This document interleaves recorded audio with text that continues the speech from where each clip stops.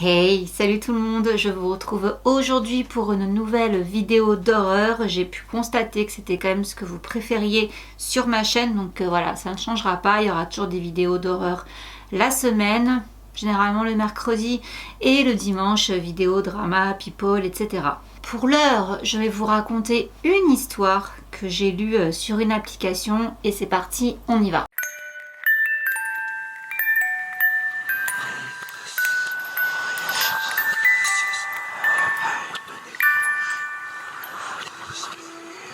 Alors cette histoire, c'est Laurie qui nous la raconte. Laurie a 19 ans et cette histoire lui est arrivée l'année dernière lorsqu'elle était au lycée. Et en fait, elle était interne parce que comme c'était assez loin de chez ses parents, voilà, du coup elle restait en internat, on va dire, toute la semaine et elle rentrait chez ses parents le week-end. C'était beaucoup plus pratique comme ça pour tout le monde. Et là, l'histoire se passe donc pendant sa terminale en hiver. Laurie, elle pensait que malgré que ce système allait être plus facile à vivre, qu'elle allait quand même être déprimée de ne pas pouvoir rentrer chez elle tous les soirs, et au final pas du tout. Elle avait des copines qui étaient également en interne dans son bahut, du coup elle n'était jamais vraiment seule, donc voilà, elle était relativement contente de cette situation. Donc les dortoirs des filles étaient situés au 2e étage, celui des garçons au 1er étage. De ce fait, lorsque parfois la surveillante n'était pas là, les filles descendaient à l'étage des garçons pour voilà, papoter, faire la fête, regarder des films.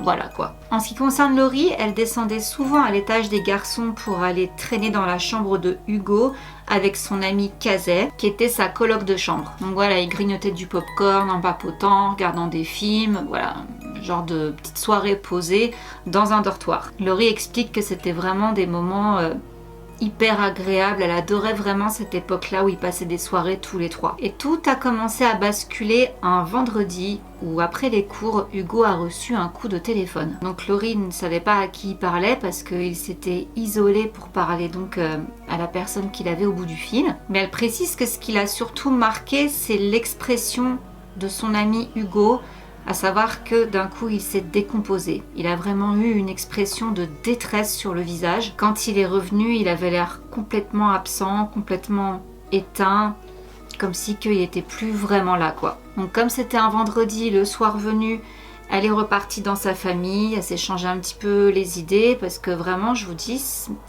la tête qu'il a eue quand il a reçu ce coup de fil, ça l'a vraiment troublé. Donc là bon, elle a décidé de laisser couler et de changer les idées pendant le week-end. Donc le lundi arrive et là elle est en train d'attendre avec sa copine Kazay sur le parking l'arrivée d'Hugo. Donc là elle précise que Hugo il avait sa propre voiture, mais malgré le fait qu'il était véhiculé, il préférait quand même être en interne parce qu'il aimait pas prendre la voiture le soir, il aimait pas conduire la nuit. Du coup il préférait largement être en interne au lycée pour passer ses nuits à l'école et ne pas prendre la route le soir. Rappelons, je vous dis, on est en hiver, donc il fait quand même nuit très tôt et Hugo n'aime pas conduire quand il fait nuit, quoi. Donc il préfère dormir à l'école. Et là donc Hugo arrive et Laurie nous dit que dès lors qu'il est descendu de la voiture, elle l'a pas reconnu. Il était vraiment blanc, livide et il semblait très fatigué. Il était vraiment blême et même sa voix était plus rauque. Il leur avait juste lancé un salut Kazay, salut Laurie. Ensuite, il les a pas attendus pour aller en cours. Il a vraiment tracé. Donc là, elle dit que déjà ça détonnait avec son comportement habituel parce que Hugo de base c'est quelqu'un de très jovial, de très blagueur, de très agréable. Or là, il était vraiment froid, distant, enfin... Il y avait vraiment un truc qui n'allait pas quoi. Et tout ça donc en l'espace d'un week-end depuis ce fameux coup de fil le vendredi. Donc là Laurie a commencé à se demander qu'est-ce qui s'était passé pour avoir un tel changement en un week-end. Mais bon, elle a préféré laisser couler et pas l'embêter avec ça. Mais elle s'est dit que si vraiment il y avait quelque chose qui n'allait pas, il viendrait de lui-même lui en parler. Donc elle préférait ne pas l'embêter avec ses questions. Elle dit quand même que cette journée du lundi, c'était une journée bizarre en elle-même quoi. Le temps était bizarre, l'air était froid.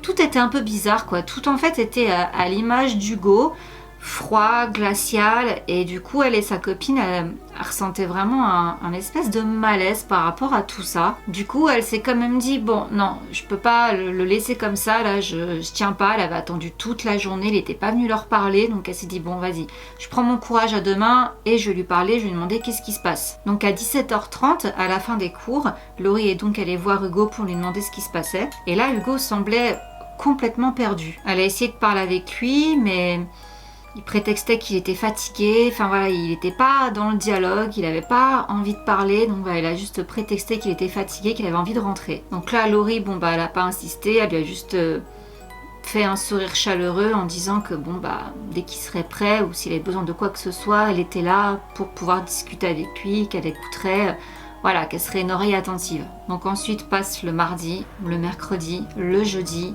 Toujours pareil, silence absolu. Kazé et elle ne sont pas retournés voir Hugo pour lui laisser de l'espace, le laisser respirer. Elles se sont dit, bon, voilà, on va le laisser un petit peu tranquille, on va le laisser respirer, et puis bon bah voilà, on a déjà fait une tentative, il nous parlera quand il voudra. Et là, Laurie, elle se fait la réflexion en se disant que bah c'est en même temps, voilà, si on est ses amis, on devrait être là, on devrait lui demander qu'est-ce qu'il y a, le forcer un peu à nous parler pour lui montrer qu'on est là, qu'on est concerné, mais en même temps, elle voulait aussi respecter son silence, donc voilà, elle n'était pas à l'aise dans cette position, elle avait un peu, comme on dit, le cul entre deux chaises, excusez-moi l'expression. Mais voilà, elle savait pas trop comment se situer en fait. Est-ce que je le laisse ou est-ce que j'insiste? Donc finalement, le jeudi soir, elle a décidé de lui envoyer un SMS en lui disant bonsoir, qu'elle voulait pas le déranger en allant dans sa chambre, mais qu'elle avait encore vu dans la journée qu'il avait pas l'air bien et qu'il n'oublie pas que s'il avait besoin de parler, elle et Kazé étaient là. Et elle lui a souhaité bonne nuit. Et c'est le lendemain qu'on va enfin avoir le fin mot de l'histoire. Donc ce vendredi, les cours terminaient à 18h. Donc là, 18h, en plein hiver, il faisait vraiment nuit noire et en plus, il tombait des cordes. Comme on est vendredi, fin des cours, bah, c'est l'heure que les parents viennent chercher leurs enfants pour les ramener chez eux pour le week-end.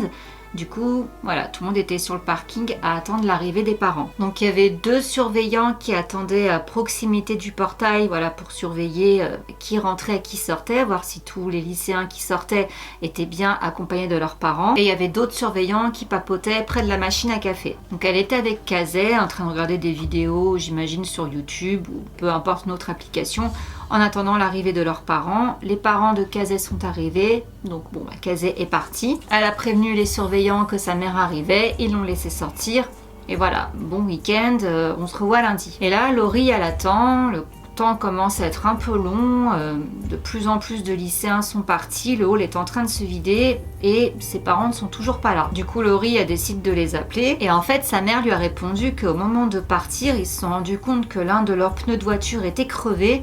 Donc voilà, ça expliquait la raison de leur retard, mais qu'ils n'allaient pas tarder, ils faisaient tout leur possible pour se dépêcher. C'est à ce moment-là qu'Hugo est venu vers Laurie et lui a proposé de la raccompagner. Donc comme Laurie était encore au téléphone avec sa mère, elle lui a demandé donc la permission, est-ce que Hugo il peut me raccompagner du coup vu que vous allez être en retard? Et comme ses parents connaissaient bien Hugo, ils ont dit oui d'accord, oui comme ça tu ne nous attends pas, de toute façon on est encore en train de changer la roue donc allez-y venez. Donc là Laurie était encore plus contente parce que du coup bah son copain venait enfin lui parler, il y avait enfin un dialogue de renouer. Donc elle a raccroché le téléphone et elle s'est dirigée avec lui vers sa voiture en informant donc les surveillants que bah voilà ses parents étaient en retard, qu'ils avaient crevé un pneu mais que du coup Hugo elle la raccompagnait, elle avait l'accord de ses parents. Et à ce moment-là donc les surveillants les ont laissés passer le grillage, sortir dans le parking et là dès qu'ils ont passé les portes, Hugo a commencé à redevenir silencieux. L'ambiance redevient à nouveau bizarre. En plus, voilà, encore une fois, resituons le contexte. Il fait nuit, il pleut. Situation un petit peu tendue, quoi. Un petit peu pas bien. Du coup, Laurie, elle s'est carrément demandé si elle avait fait quelque chose de mal, carrément. Donc là, Laurie, mal à l'aise, bon bah, elle a posé une question... on va dire idiote, histoire de briser la glace, en disant « Ah, il pleut beaucoup, hein ?» Et là, Hugo lui répond juste « Ouais. » Le mec complètement fermé. Et là, Laurie nous dit que c'est vraiment au moment où elle allait rentrer dans sa voiture que là, son instinct lui a dit de ne pas le faire. Elle a senti, il y a un truc qui n'allait pas. Elle sentait qu'avec comme une raison, elle savait pas laquelle, mais quelque chose qui lui disait ne monte pas dans cette voiture, il y a quelque chose qui ne va pas. Et elle précise que ça s'était accentué en parlant avec lui. C'était vraiment voilà un sentiment de malaisance qui est... T'avais le truc qu'on n'arrive pas à mettre le doigt dessus, mais on sent qu'il y a un truc qui va pas, on sent qu'il y a un truc qui panette, qu'il y a un truc qui cloche. Sans arriver à mettre le doigt dessus, on sent que ça va pas. Donc là, Laurie carrément lui dit est-ce que c'est moi le problème dis-moi, parce que là, voilà, quoi, c'est bizarre, quoi. Donc si tu préfères conduire tout seul, bon bah je te laisse, je retourne dans le hall, j'appelle mes parents et je les attends. Donc là, Hugo lui dit non, c'est bon, c'est juste que voilà, j'ai des problèmes perso, je suis fatiguée, donc vas-y viens, t'y es pour rien, tu me gênes pas et en plus j'aime bien conduire la nuit. Et là en fait c'est la phrase qui a vraiment confirmé les soupçons de Laurie quand il lui a dit qu'il aimait conduire la nuit parce que c'était justement quelque chose que Hugo détestait. Rappelez-vous, c'est même pour ça qu'il restait à l'internat toute la semaine, malgré qu'il était véhiculé. Il voulait pas conduire la nuit, il aimait pas ça, il préférait dormir au lycée plutôt que de rentrer chez lui le soir. Donc là, clairement, il y a quelque chose qui va pas du tout. Donc là, Laurie, elle s'est sentie vraiment de moins en moins en confiance et elle a clairement décidé de ne pas rentrer dans sa voiture. Et là, son téléphone a vibré comme un signe du destin, nous dit. Elle avait reçu un texto. Donc elle s'est excusée auprès d'Hugo pour pouvoir le lire de son côté. Et là, ça a été juste la stupeur. C'était un message d'Hugo. Hugo qui lui disait...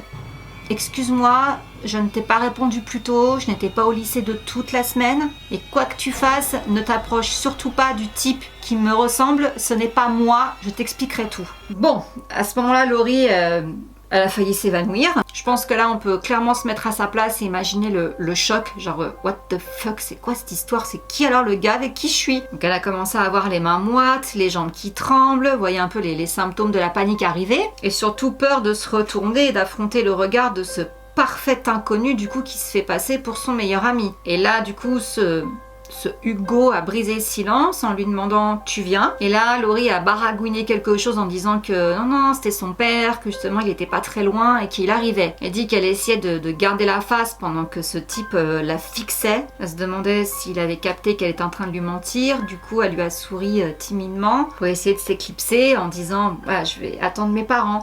Et à ce moment-là, il l'a attrapée violemment par le bras pour essayer de la faire entrer de force dans la voiture. Et là, il a hurlé sur elle en la traitant de menteuse, qu'ils avaient un pneu crevé, ses parents donc. Et là, Laurie était complètement apeurée, elle était en train d'essayer de se débattre pour qu'il la lâche, pour ne surtout pas rentrer dans cette voiture. Et là, à ce moment-là, coup de chance, il y a une voiture qui s'est garée à côté d'eux, avec 2 personnes à l'intérieur qui sont sorties. Et en fait, c'était les parents d'une autre copine à elle, une certaine Marie, qui venaient chercher leur fille qui eux aussi étaient en retard. Du coup le père, voyant la scène, il s'est tout de suite précipité vers Laurie. Il a maîtrisé le type en faisant je ne sais pas quoi, mais il a réussi à le plaquer au sol, tandis que la mère est venue prendre la main de Laurie et l'entraîner un petit peu à l'écart pour la calmer. Cette dame-là a appelé la police. Laurie s'est effondrée en larmes après le choc de ce qui venait de se passer. Tu m'étonnes. Les surveillants sont arrivés pour s'assurer également de sa sécurité, voir si tout allait bien. Et la police est arrivée pour donc arrêter ce fameux jeune homme, on ne sait pas encore qui il est. Et donc là, on est quelques jours après, Laurie s'est reposée pour se remettre un petit peu de ses émotions. Elle était donc chez ses parents quand la police a sonné chez elle, accompagnée de Kazay et de Hugo, cette fois-ci donc le vrai Hugo. Et apparemment, ce fameux type qui se faisait passer pour Hugo était en réalité le frère jumeau d'Hugo, Danny, qui en temps normal séjournait dans un établissement en très haute sécurité et spécialisé parce qu'il avait poignardé une camarade à lui il y a 3 ans. Il avait réussi à s'évader de l'établissement, avait volé la voiture d'Hugo et Hugo explique que c'est justement là, le jour où il avait reçu donc le fameux coup de téléphone où il était devenu livide. En fait c'est quand on lui a appris que son frère s'était évadé. Du coup il n'était pas venu la semaine suivante en cours parce que tout simplement il cherchait son frère. Il n'avait pas pensé que son frère se ferait passer pour lui au lycée quoi. Donc lui il était parti ailleurs pour essayer de le retrouver. Du coup par la suite à l'arrestation de Danny, ils ont appris qu'en fait Danny il s'était pas mal renseigné sur les fréquentations d'Hugo, sur les adresses, les noms de ses camarades, histoire de bien se faire passer pour lui quoi, de bien connaître tout le monde, et qu'il était même à l'origine de la crevaison des pneus des parents de Laurie. Et qu'en fait, ce jour-là, il avait tout planifié quand il a proposé à Laurie de la raccompagner, car dans le coffre de sa voiture, la police avait retrouvé une pelle, une corde, un couteau, un sécateur et des sacs poubelles. Donc Laurie nous dit que maintenant, elle s'est remise de cette épreuve difficile grâce à Hugo, Kazay et même à Marie, donc la fille dont les parents sont venus sauver Laurie, et qu'elle remerciera jamais assez le ciel d'avoir mis ses parents sur sa route ce jour-là, au bon moment, au bon endroit. Et Laurie conclut cette histoire en disant que Dieu seul sait ce qui lui réservait, déjà pourquoi elle, et que si elle n'avait pas tiqué sur ce fameux j'aime conduire la nuit, qui sait ce qui se serait passé. Voilà les amis, mais écoutez, j'espère que cette petite histoire vous aura plu, qui était quand même assez longue, c'est pour ça que je vous en ai fait qu'une aujourd'hui. Franchement, moi je l'aime bien, apparemment elle est réelle. Je sais pas, mais vous savez bien que le but de ces vidéos, c'est pas vraiment de savoir à chaque fois si c'est réel ou pas, c'est juste... surtout de se faire frissonner, voilà, de kiffer un peu ces ambiances-là. En tout cas, j'ai trouvé vraiment très sympa cette histoire, donc dites-moi ce que vous en avez pensé dans les commentaires. Likez si ça vous a plu, c'est très très important. Et puis sur ce, je vous fais plein de gros bisous et on se retrouve très vite pour une prochaine vidéo d'horreur. Mouah. Bisous, ciao.